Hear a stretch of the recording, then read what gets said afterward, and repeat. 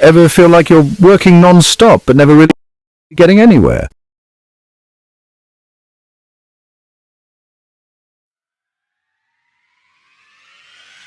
Ever feel like you're working non-stop but never really getting anywhere? You're juggling emails, quick calls, a stack of to-do lists, and at the end of the day, it feels like you've barely made progress on anything truly important. This is the trap of shallow work, effort that fills your time without making a real impact.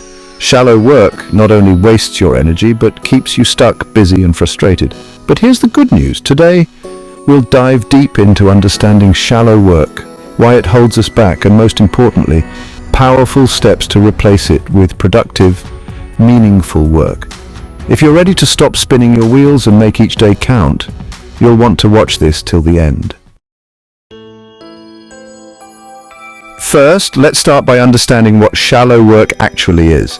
Shallow work includes any low-effort tasks that might keep us busy but don't demand much focus, creativity, or skill.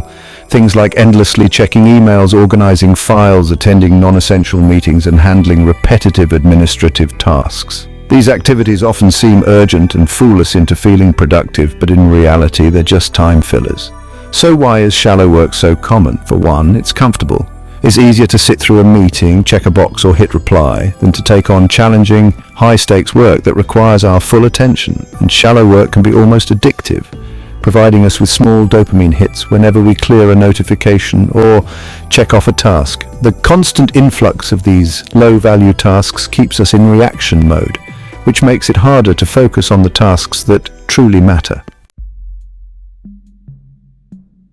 So what's the actual impact of shallow work on your productivity and, more importantly, on your life? Shallow work essentially robs us of two critical resources: time and mental energy.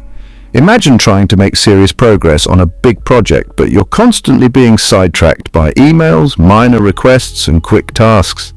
Every time you shift focus, it takes a toll on your concentration. Studies suggest that each interruption can lead to as much as a 25-minute delay to fully regain focus. That adds up, leaving us mentally drained without much to show for it. And think about the impact on your goals.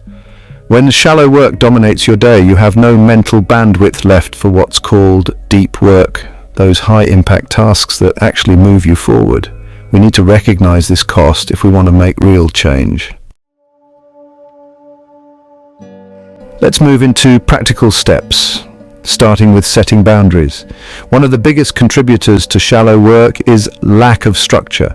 To avoid shallow work, create boundaries around your day. For example, try setting specific times to check your emails, maybe twice a day instead of constantly. Designate windows of time, like once in the morning and once in the afternoon, rather than letting email notifications control your attention all day. Another powerful boundary to set is learning to say no to tasks or meetings that don't directly contribute to your goals. A Harvard study found that about 71% of employees consider meetings unproductive. Imagine how much time could be reclaimed by saying no to just one unnecessary meeting a day. It may feel uncomfortable at first, but declining low-impact requests or proposing alternatives is key. If someone asks for your time, ask yourself, does this directly align with my priorities? If not, be honest about whether your time could be better spent. Now that you're creating space in your schedule by cutting out shallow work, the next step is to fill that space with focused, intentional blocks of deep work. Deep work refers to focused, uninterrupted time dedicated to high-impact tasks. Unlike shallow work, deep work pushes you to your limits, requiring creativity, problem-solving, and focus.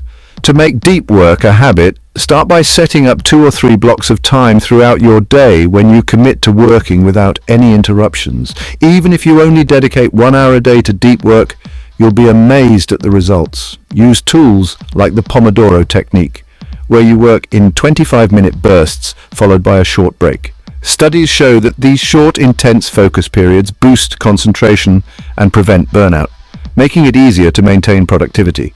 A key to success here is consistency.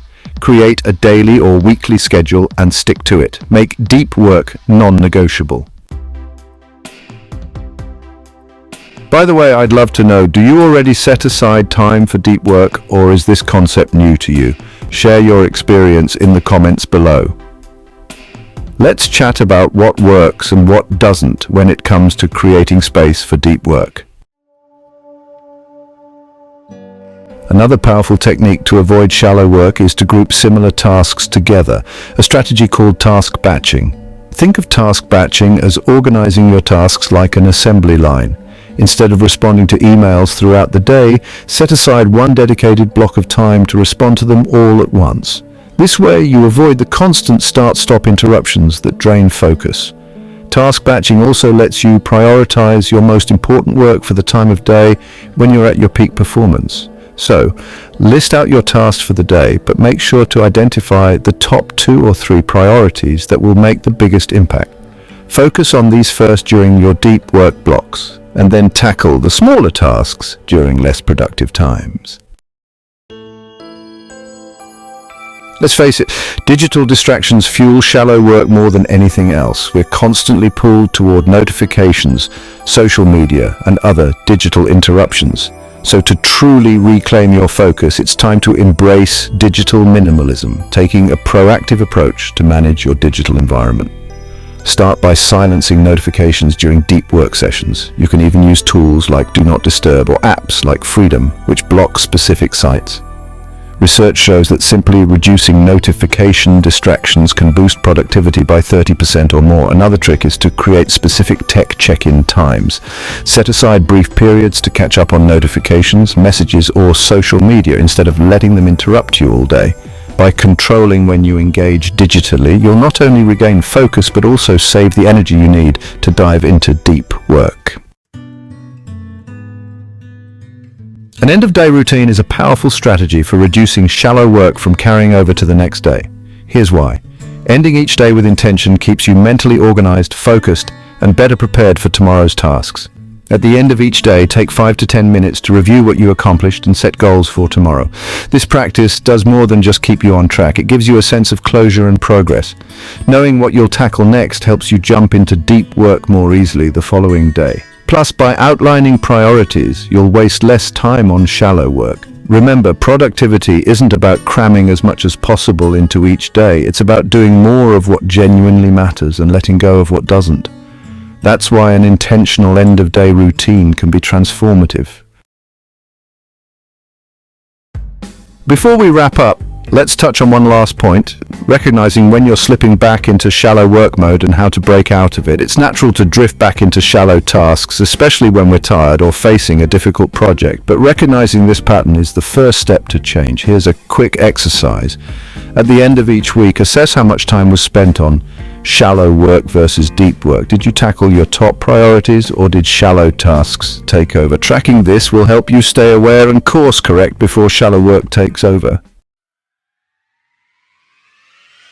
Shallow work may seem harmless, but it holds us back from real growth and achievement. By creating boundaries, setting deep work blocks, batching tasks, embracing digital minimalism, and building an end-of-day routine, you can finally say goodbye to shallow work and start accomplishing what truly matters to you.